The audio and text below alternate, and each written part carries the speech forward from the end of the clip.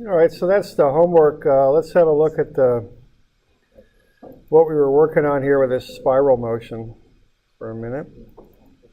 Now this is polar coordinates.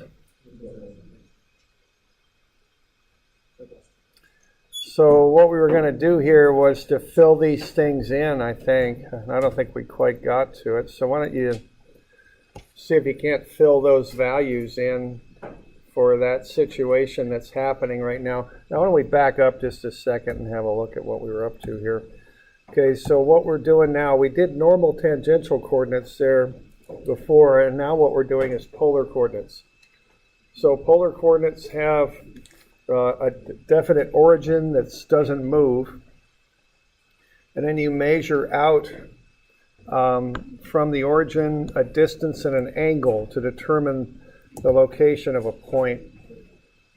Now, if you're using polar coordinates to describe motion, you can have two components of both velocity and acceleration. So velocity has r dot u sub r, which indicates whether the object's moving in or out towards the origin. And then r theta dot u sub theta. Theta is the transverse component, which is normal to the radial, which is r. So r is the radial, that goes that way. And theta is the transverse, which is perpendicular to that. And r dot is the rate of change of the radius length. So that indicates the object's moving in or out towards the origin. And then r theta dot is the speed of the object as it rotates, the linear speed in meters per second. Okay. Now for acceleration, we have those two components with two terms each. So the acceleration has a radial component of negative r theta dot squared. What that is the normal acceleration. That's just another way to write v squared over r. It's negative because it's in towards the origin of the coordinate system. And then r dot dot would indicate a lengthening radius, a radius that's lengthening at a changing rate, either lengthening or shortening. Okay. And then the transverse component, so that's the radial component of acceleration. The transverse is r theta dot dot, that's the radius times the angular acceleration, which gets you an acceleration in the transverse direction, and then plus a second term, 2r dot theta dot. Okay. Now, when I'm doing these problems, step one is to identify I'm going to use polar coordinates.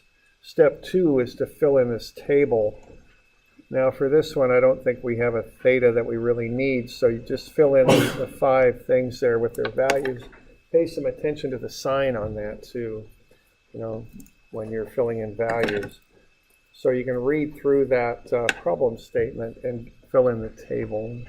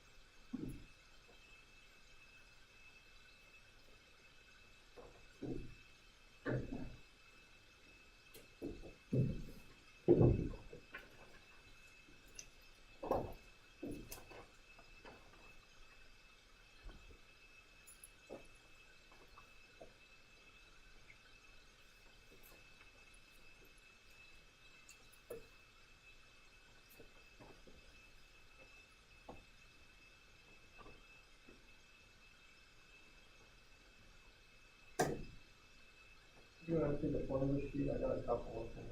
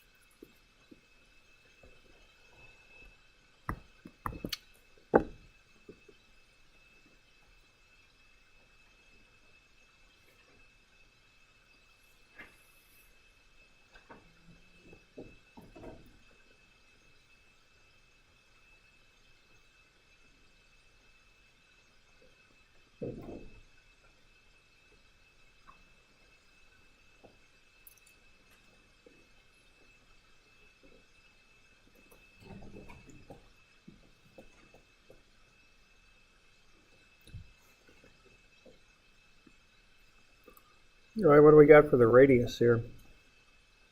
Yeah, 0.5. What's the distance out from the center there? How about r dot? What's happening right now? Let's see. The spring is pushing block B out from the center at a rate of 0.8. So that's 0.8, 1.8. Positive because it's pushing it out. So that first derivative of position, r dot, is the velocity, meters per second. How about r dot dot? What do we got for that? Yeah, 1.2. And what's the sign on that one?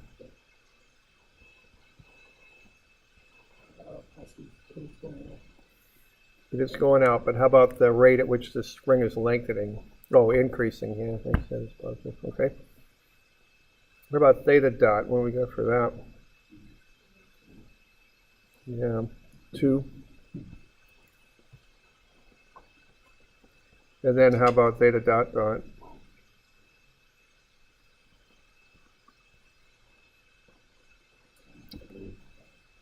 Yeah, and negative, right? Because it's slowing down. Okay.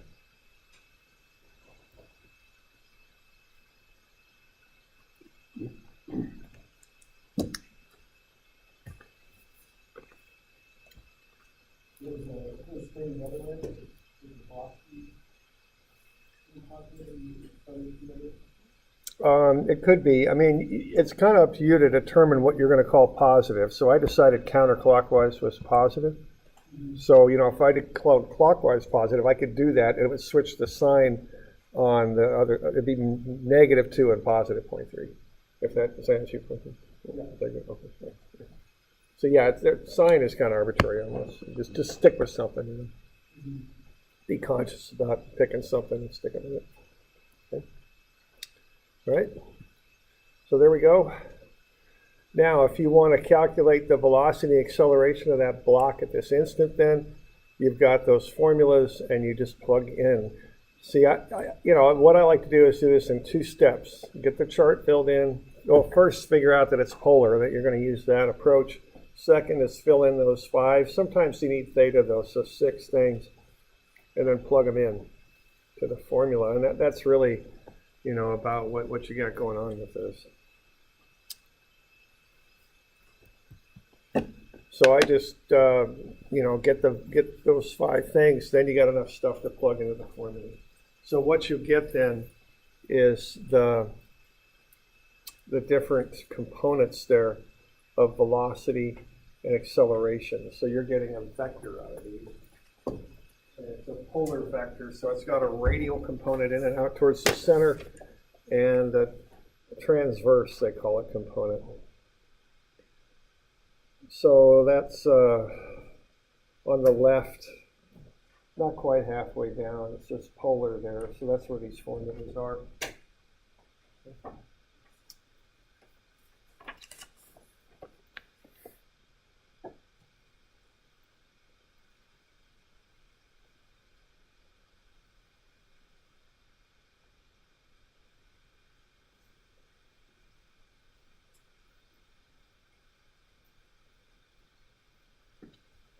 Oh.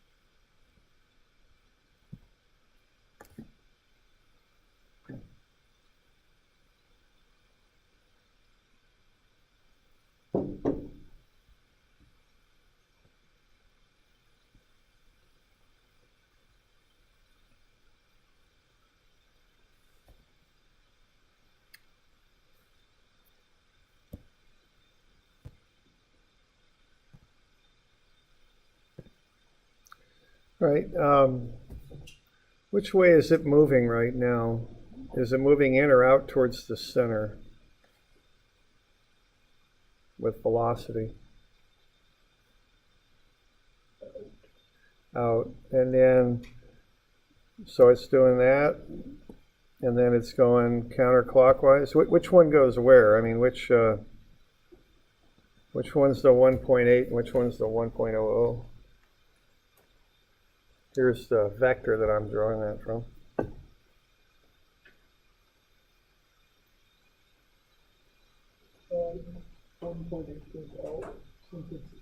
Yeah, that's the radial, R for radius. So that affects the radius, so that's the 1.8.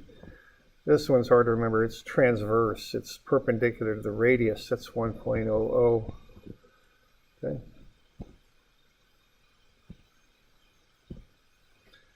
How about the acceleration? What's going on with that? Which way is it accelerating? In the x direction, is it going to the right or left? Yeah, left, because that's negative there, okay? Very common, you know, when something goes in a circle, it quite often is accelerating inwards. So that's the negative 0.80, and then it's got a very large acceleration that way, 7.05, okay? So not only do we want to run the numbers, we want to have an idea in our minds what, you know, which way they point and what they mean. Okay, you all okay with that? Okay.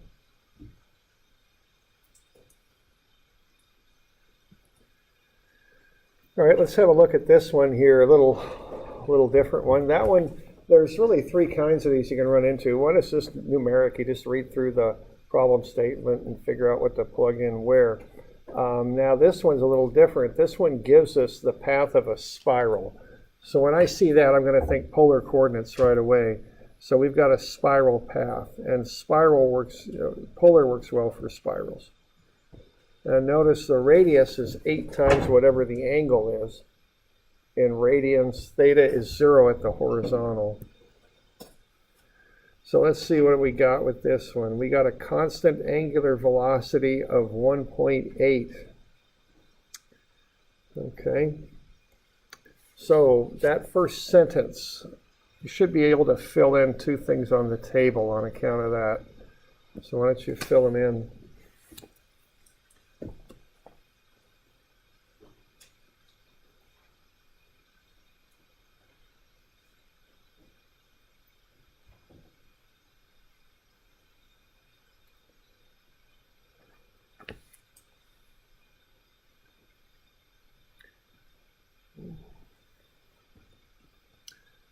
Now keep in mind that the 1 dot means a time derivative, so that's per second. That'll be the units on that. 2 dots is a second time derivative, so that'll be per second squared. That's how that'll work, okay? So is that 1.8 there? And then what's theta dot dot? Yeah, 0 because it's constant, okay? All right, everybody good with that? Okay. Now what's R? What's that going to be, given the information we've got so far? Yeah, 8 theta. Now, here's a way to do this one. This one's a little different. I still got R dot and R dot dot to fill in. But you see, I don't have too much more information to do it with. So here's how I'll handle that. Okay, I'm going to do some nice easy calculus. If R is 8 theta, R dot ought to be 8 theta dot. Okay. And R dot dot ought to be 8 theta dot dot. Okay. Just did a couple tough time derivatives there. Okay. So then R dot dot would just be 0. Yeah, you see what we're doing. I don't quite know what those relationships are, but I don't really care because I've already got theta dot and theta dot dot. They're up above, see? So I don't, you know what I mean? I don't have to do the derivative because I already know the values. I got the numbers up above. So after I've done that, And, it's a little silly, but I am doing calculus there. I'm taking time derivatives. I don't really know what the derivatives are, but, I'll just plug them in, okay? So I know what theta dot is, and I know what theta dot dot is. So I just plug those numbers in. I also know what theta is because I want to find the velocity and acceleration when the rod is in the vertical position. Well, if theta is equal to 0 when it's horizontal, and that's normally how you measure theta, vertical is going to be 90 degrees, which is pi over 2 radians. So given that, I can go ahead and get that figured out, okay? So I don't know quite how to describe this, but this is, you got to read through the problem statement. There's different ways to solve these, but this one, you just realize if you got 8 theta, r dot is 8 theta dot, and r dot dot is 8 theta dot dot, and you already got those numbers. You can just plug them in. Okay?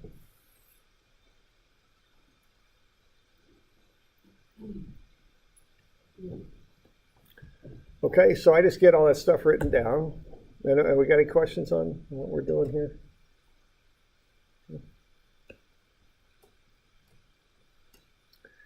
And then once again, I just plug them in.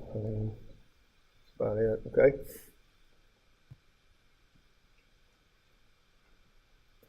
So for V, I just plug in the values for V.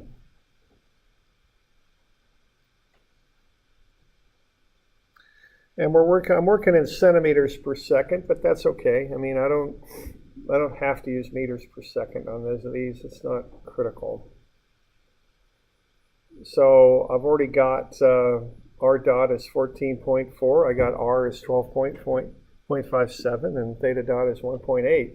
So I just plug them in and run the numbers, okay?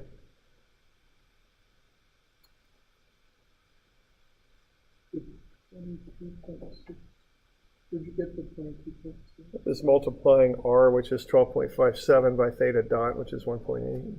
Oh, that's what I did. Okay. All right. Now, one question on this. I mean, what's the units on the radial component of velocity? What do I got going on here for the units on that? So the 14.4 u sub r, what's the units on that? Yeah, you normally be meters per second. In this case, it's centimeters per second. We just set it up that way because it's all in centimeters. Yeah. Okay, now how about the use of the 22.63 use of theta, though? What's the units on that?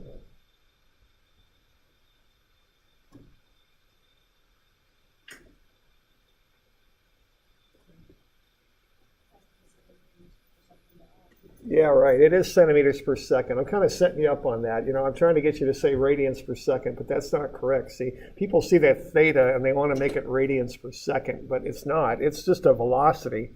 See, that's a v. It's not a theta dot or an omega. So this is centimeters per second. All that is a subscript, and all it means is transverse. It refers only to the direction. Okay, I was trying to kind of set you up on there to kind of make the point, so I kind of stick with you. But it's just velocity. So both of those components are centimeters per second, and that's why you can add them together as vectors and all that. They have to be the same unit. And it's the same thing with the accelerations. The radial component of the acceleration will be centimeters per second squared, and the transverse will be centimeters per second squared, okay? Just because that theta's down there, all it is a direction. That's all it is. And they probably could have used a different symbol for that, and it would have been better. But that's the symbol they use. It means transverse is what it means, okay? I'm sure, I don't know. I know they didn't want to use T because that, we're already using that for tangential, but they could have used something other than theta, I think. B before. B? Yeah. B? B. Oh, okay. Yeah, okay. So. That's, I think that was what I did in my 255. Oh. P? Or? The one that looks similar, Roman, that one, okay.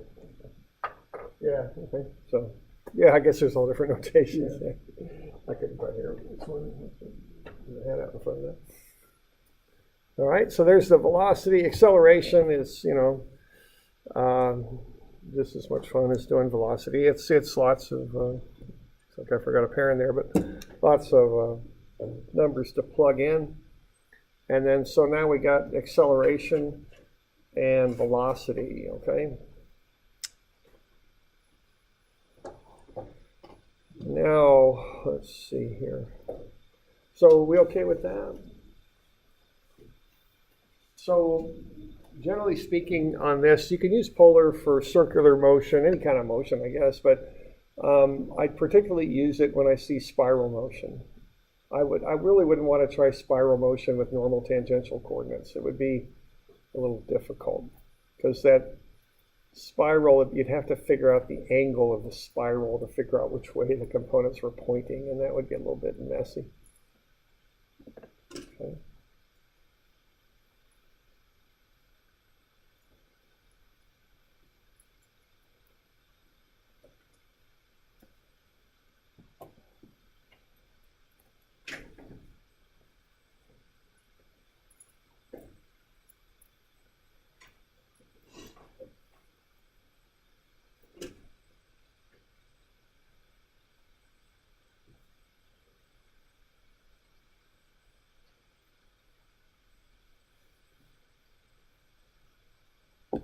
So we good with that? We got any questions on that? Okay. All right, now the next thing to do is down below. I think I've got a schematic sketch there down there. And why don't you get the components of the velocity over there on the left and acceleration on the right, okay? Now let's see what we can do with that. So why don't you start off just by getting the velocity component sketched up on the left, and then the acceleration component sketched up on the right.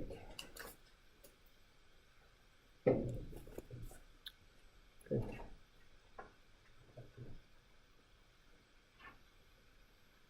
Good. So it's right there, okay? And get them drawn pointing the proper direction, okay? This is down at the bottom of the page we were just working on.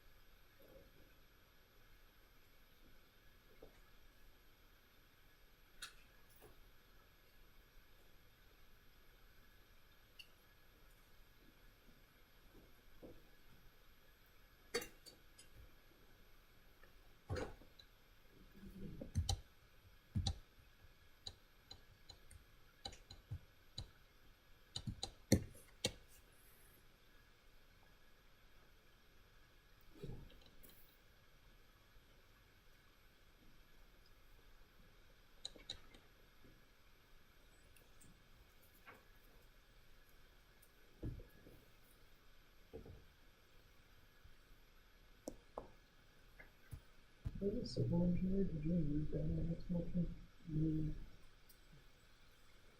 Dimensional. For those non-static constraints. Yeah. Yeah, right. You just never know what you're going to use, so it's funny that way. Yeah.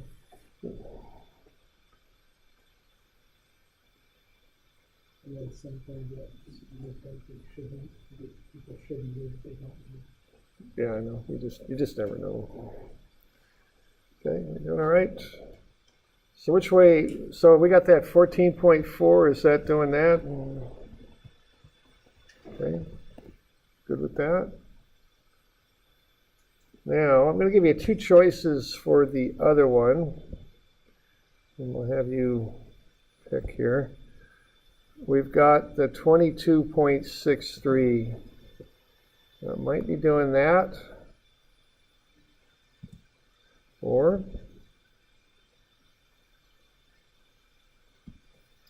it might be doing that.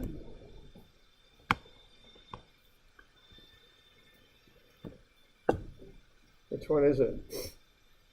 The one on the top or the bottom? Bottom? Okay. Everybody good? The bottom? Okay. Yeah, it is. Okay. That's transverse. See, that's one difference between polar and normal tangential. The transverse axis is not necessarily tangential to the curve. The curve can be going anywhere. Okay? The transverse axis, by definition, is perpendicular to the radial. So what's going to happen here is you're going to get 22.63 going this way. Now, what do you suppose the result is when you add those two like vectors? Which way would that point? That's going to be the tangent. See, this is V total. You all good with that? Now, if you did normal tangential coordinates, you would come up with that number as the tangential. Okay? But we're not. We're doing polar. We have a set origin, and that curve is kind of angling up as it goes over the top there at 90 degrees. You know what I mean? See, that curve it's not a circle. It's not doing that. It's doing more like that. Okay? So that's why this isn't why the transverse is not the tangential. They're different. Okay? So that's just a difference there, and I just want to point that out. See, the normal tangential has simplicity in it, and that the motion's very simple to describe. You know, it's just tangential and normal, and that. But it's the complexity in the transverse is to get that simplicity for calculating those. You got to have the origin travel with the object. Okay. Now, the polar is simpler because you got a set origin, but the price you pay for that is calculating up those different components is not quite as easy. Okay? So, you know, you can use either coordinate system depending on what you're trying to do, but they are different. So just realize that about them. Okay. So this is what that would look like. This would be what? The normal, actually the normal would point inwards, wouldn't it? Normal. And that would be tangential. The center of curvature right now is about there. That's where the center of curvature is at that instant for that curve. Okay, it's not a set point. It moves as you move around the curve. Okay, you know, we good with that? Okay. All right, and then there we go. There's the components of acceleration. Remember that negative radial means in towards the center of or in towards the origin of the coordinate system, I should say. Okay.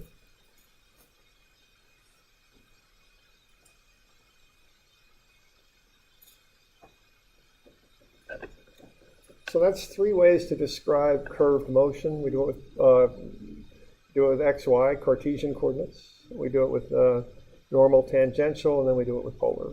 And you know, whatever way is going to suit, you know, how you figure out a problem, go with it.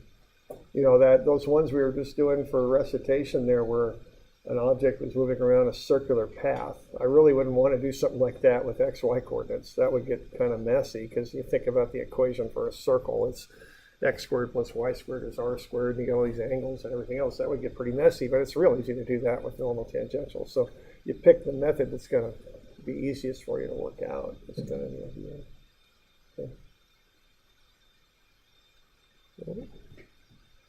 Okay, we good with that? Okay.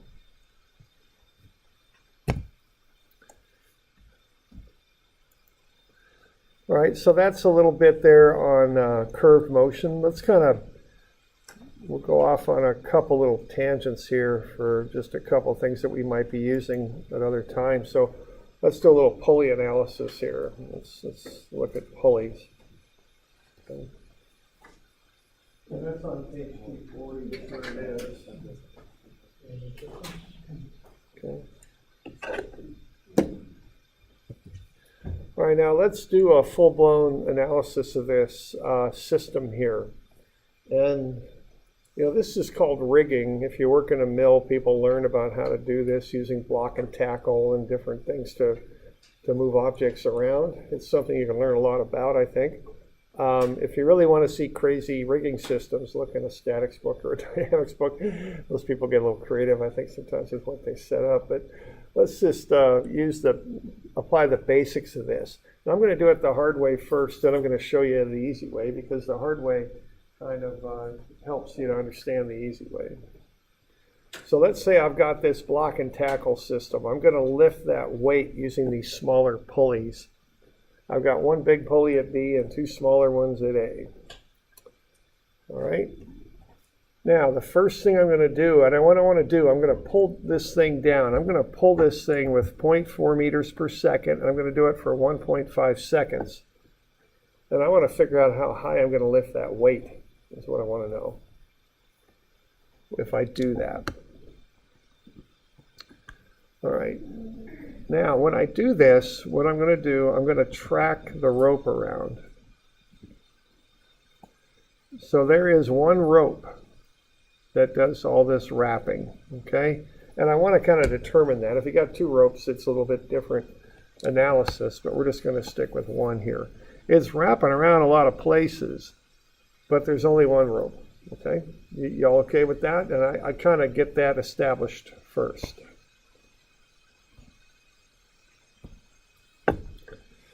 All right, now the next thing I want to do is determine lengths that aren't going to change.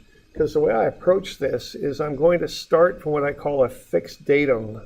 And that's maybe a fancy word, but we use datum. Civils use it when they survey. A datum is a point you measure from.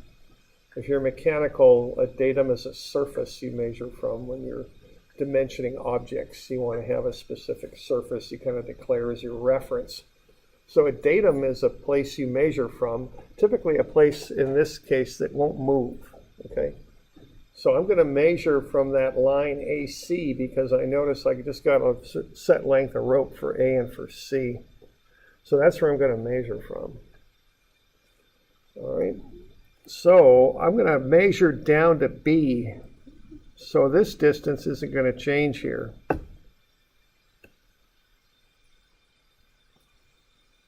Right there. This wrap around the pulley here won't change. That big wrap around the pulley is not going to change, nor will that small wrap. So after I pull the rope down, I'm still going to have those distances that I just drew in orange and kind of made a jagged line. Okay. So, and when I pull the rope down to lift that weight, they're not going to change. So I'm going to call them constants, and I've got them labeled over here. C1 is that first one from point B up to the where the rope starts, the cable starts. C3 goes around the big pulley, and C2 goes around the two small pulleys. Okay. Now let's come up with a term that describes the length of that rope. And I want to do it in terms of those dimensions I've put in there. So I started my dimensioning from A and C, and then I measured down to B and to the end of the rope. So I'm starting at points that don't move, and I'm measuring down to the points that will move. So the length of the rope there is going to be the distance for B. Start with that. But that distance is too long because the rope doesn't actually extend down to B. It comes up a little short of B.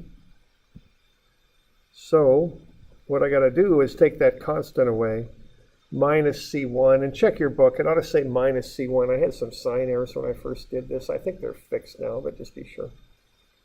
So that's dB minus C1. That gets me the length of the rope going up to the pulley. Then I'm going to wrap on that little pulley. So that's C2. Then I'm going to come down a second distance of dB from A to B. So that's dB. Then I'm going to wrap around the big pulley, so that's C3. Then I'm going to go a third distance of dB from B up to C. That's equal to dB. Then I'm going to wrap around the little pulley, that's C2. And then I'm going to drop down to the end of the rope, and that's D sub B. Okay. So if I collect terms, I'll get the length of the rope. It's 3 dB plus D sub D plus negative C1 plus 2C2 plus C3. Okay? So that's how long that rope is in terms of the dimensions I set up. So why is it subtracting out in C1? Is that, oh, that rope's not connected in there? Yeah, it's not. I'm kind of connecting it to the end of that sheath there. Okay, I didn't, because there's a dot in the center, but that must be the center. That's the, yeah, that's the rivet. Okay. Okay. All right. Never mind, it's a bad question. We're good. All right. Now I'm going to pull it down, and I'm pulling it 4 meters per second for 1.5 seconds, or 0.4 meters per second for 1.5 seconds. So that's 0.6 meters down. So what I'm going to do, I'm going to come up with a second length of the rope. I'm going to do the same thing, but I've got changed dimensions now, because instead of dB, I got dB, but the pulley's moved up by some delta B. So that's dB minus delta B. And d sub d is now 0.6 meters longer, because I pulled it down at 0.4 meters per second for 1.5 seconds. So I'll do the same process. I'll just add up the length of the rope, okay?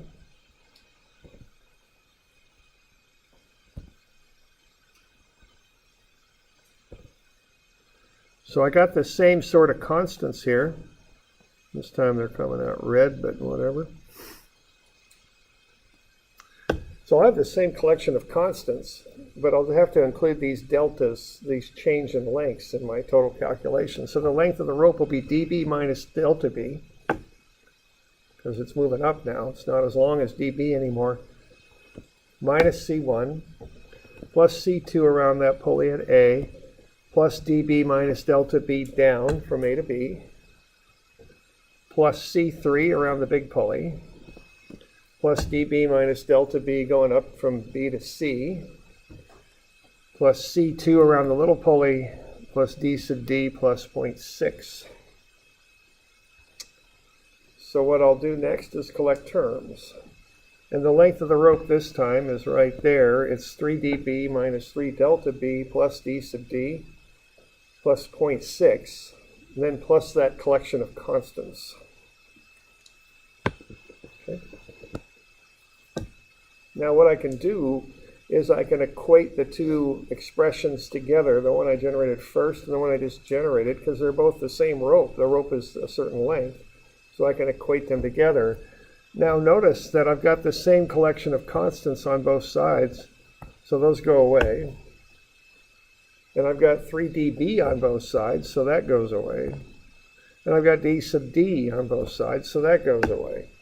So what I end up with is a much simpler expression. I get 0 is minus 3 delta B plus 0.6. So delta B then is 0.2. That's how high the weight moves up. It moves up 1/3 of the distance that I pull the rope down. And it's not a coincidence that there's 3 ropes the rope comes off that big pulley 3 times. That's why it's 3 times as short as how far I pull it down. So I pull it down 0.6 meters, the pulley moves up at 0.2 meters. Okay.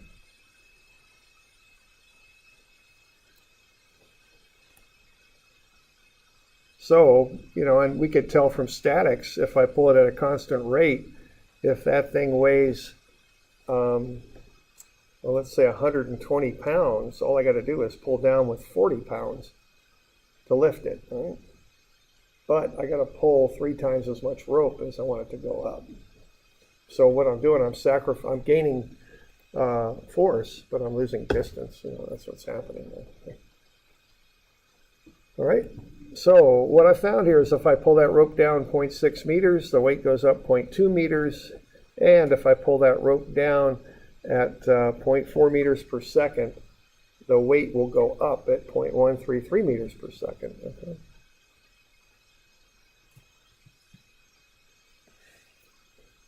Now let's do this a lot faster, okay? So this is on the next page. Let's use that expression that we got for the length of the rope, the first one. It's 3 dB plus d sub d plus negative C1 plus 2C2 plus C3. Okay? Now, in common practice, we don't even bother with the constants because they're going to cancel out on both sides of the equation anyway. So we don't even bother with them. So they're gone. So all we're going to work with is L is 3 dB plus d sub d. Okay? Now, what you do is, it's kind of like what we were doing here a little earlier with that polar problem. Take a time derivative. Okay? The time derivative of a distance is a velocity. L is a constant distance, so the time derivative of L is 0. The derivative of 3 dB is VB, and the derivative of d sub d is V sub d. So I get 0 as 3VB plus V sub d. Take VB to the other side of the equation. It's negative 3VB is V sub d. I know that V sub d is 0.4. That's the velocity I'm pulling down with. So I can solve V sub b. Negative 0.133. I'm dimensioning positive downward, so that means it's moving up at 0.133. Okay? So that's the quick way to work one of those out.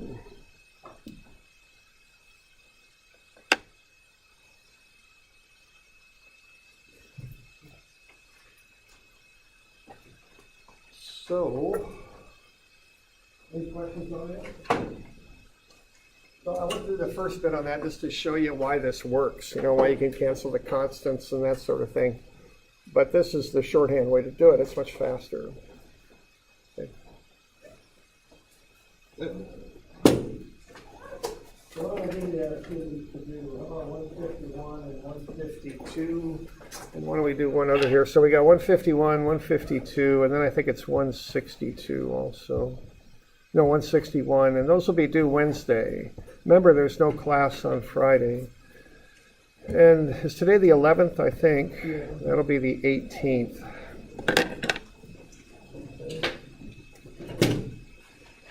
There we go. Okay.